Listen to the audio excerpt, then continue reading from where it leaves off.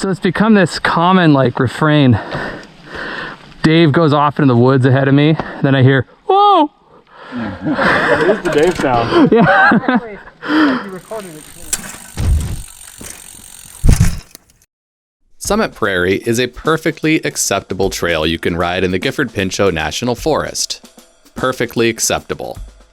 You get here by riding Forest Service Road 90 and driving to the intersection with the 9085 road. I would be remiss not to mention that Forest Service Road 90 is in atrocious shape east of the Lewis River Falls, as the Forest Service will be working through a backlog of deferred maintenance for quite some time due to Congress failing to allocate adequate funding for the last 30 years. Wear polarized glasses and drive very carefully. There are some square-edged potholes that will tear your car apart. If you're riding or shuttling this, park down here at the intersection of the 9085 and Forest Service Road 90. If you're really smart, you'll deposit your other shuttle vehicle at the bottom of the trail about a mile or so west of here. The 9085 road is paved all the way up to the trailhead, which is just one more reason you should shuttle this trail. Not only is the road paved, but it's steep enough that it hasn't gotten too potholed and so provides a decently smooth shuttle trip all the way up to the top. The beginning of the trail is this sort of non-trailhead looking trailhead that almost looks like double track. It's another one of those grades that needs to be reworked and contoured to sustainably accommodate its current level of moto use. You're going to see this kind of degradation on all of the steep grades on this ride. It's a blast to ride these on the way down, but not so fun on the way up. When you arrive at this clearing right here, take the apparent double track to your right. This grade here is really steep, like sliding backwards steep, but it's the worst one on this entire ride. I can't overemphasize how important I think it is for us to really talk about ways we could make some of these trails more sustainable. It would be a worthwhile investment that really could pay dividends in the future. Over the first half mile of this ride, the trail will gain about 400 feet in elevation, but over a series of really steep grades that are rendered unclimbable by the deep moto ruts. Eventually, you'll arrive here at the first teaser descent, which loses about 400 feet over a half mile. It's a fun and relatively tame moto descent with your typical ruts, pocket berms, lots of dust, a few drop downs, and some just overall chunder. It'll be over after less than 4 minutes, and then you're back to pushing and grinding. This trail is popular with our two-wheeled brethren on dirt bikes, and honestly, given the overall lay of the land on this trail, it's way easier to make the case for riding a motorized bike than a pedal bike on this. I'd say you need to be vigilant, but you'll hear them coming, so just be respectful and share the trail. For the next 2 miles, you'll come across teaser descents and then end up pushing your bike up rutted trail again, over and over again ad nauseum. It's really nothing remarkable and not much to speak of. One of our only sources of entertainment while climbing this was watching the moto riders gingerly picking their way down. I'm going to mention sustainable trail design again. Just look at that tread. We can do better. In case you were putting your hopes on restricting moto use, I want you to imagine the very likely scenario where motos all go electric. At that point, it'll be politically a lot more difficult to achieve that dubious end. So with that in mind, I'm going to keep talking about sustainable trail design until you're all sick of hearing about it. I think I already mentioned that there are a lot of steep grades to climb. Seriously, there's only 1,000 feet of elevation gain on this ride, but it feels like 2,000 feet just because of the lack of effort put into grading and contouring. This meadow here kind of represents the start of sort of the descent, kind of. This is seriously one of the most disappointing descents I've ever ridden. The trail is going to lose 3,000 feet over the next 5.5 miles, and it somehow manages to never really get exciting the whole way down.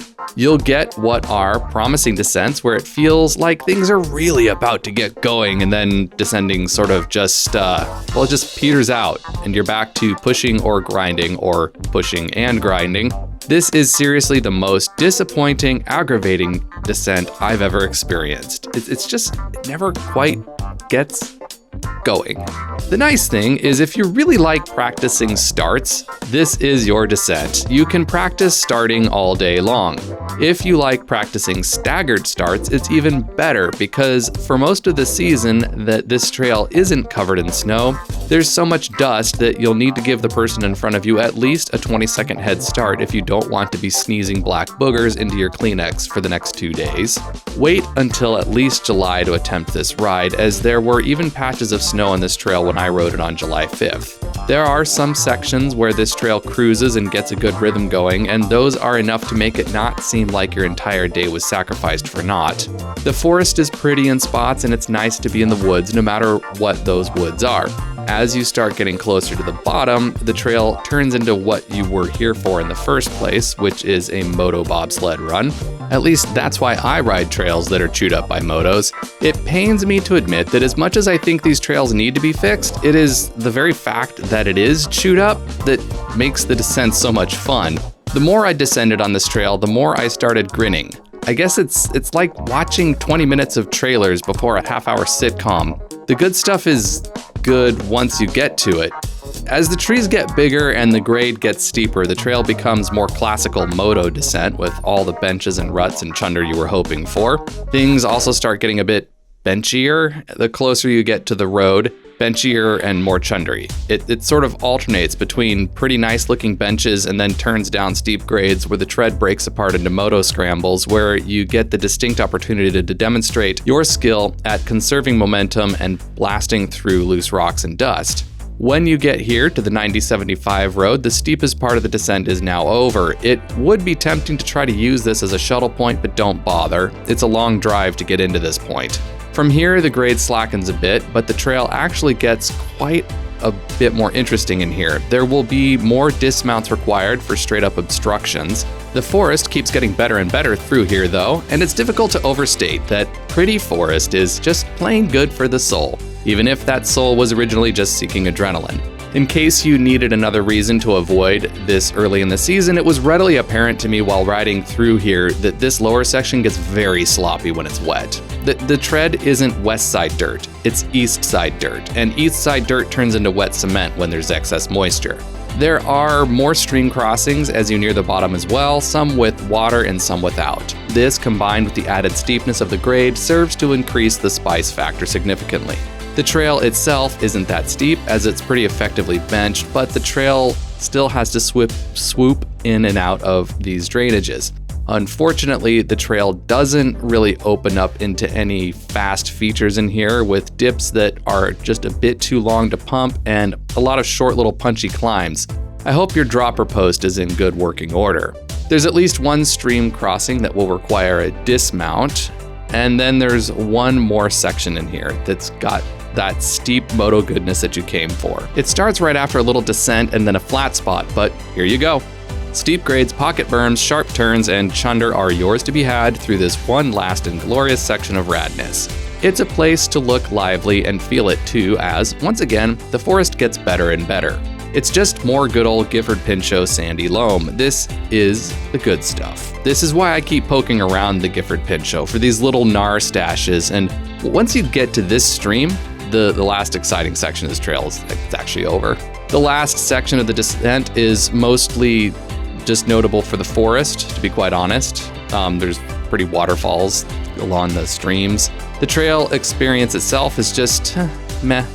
It's acceptable, and it's something I would totally tolerate if I didn't have any other options nearby, but it didn't exactly fill me with heart-pumping enthusiasm. And then the trail sort of unceremoniously drops you off on the road, and then it's all over. I don't want to sound like a grouch. I mean, I suppose if someone was going to drop me off at the top of this and I didn't have to manage any of the logistics whatsoever, I'd ride this trail. But honestly, if you're going to shuttle in this part of the Gifford Pinchot, you're much better off shuttling the bottom half of Table Mountain instead. You'll get much more excitement bang for your buck out of that trail.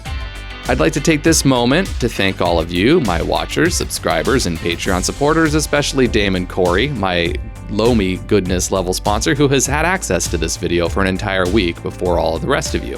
I'd also like to thank my Hero Dirt level sponsors, Heather Van Valkenburg, Todd McCarthy, Ty Morgan Marbett, and Jason Moore. If you'd like to support these videos and help me keep this madness going, navigate to patreon.com/voiceovertrails and choose a sponsorship level that feels comfortable for you, and once again, get out there and go ride your bike.